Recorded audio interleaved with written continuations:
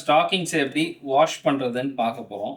இந்த வாஷிங் த ஸ்டாக்கிங்ஸ்ன்றது ரொம்ப முக்கியம். ஏன்னா இது ரொம்ப நாள் வரணும்.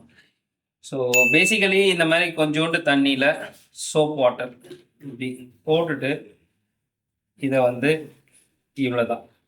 இந்த ஸ்டாக்கிங்கை ரொம்ப போட்டு இழுக்கிறதோ இல்லை வாஷிங் மிஷினில் பண்ணுறதோ கூடாது.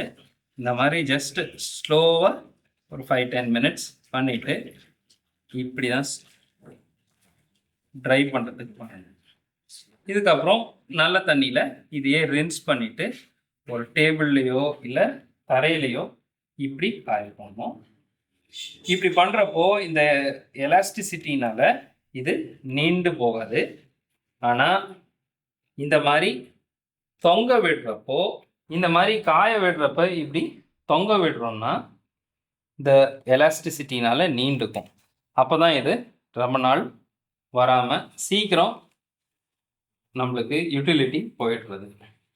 ஸோ இப்படி தான் ஸ்டாக்கிங்கை மேனேஜ் பண்ணுறோம்.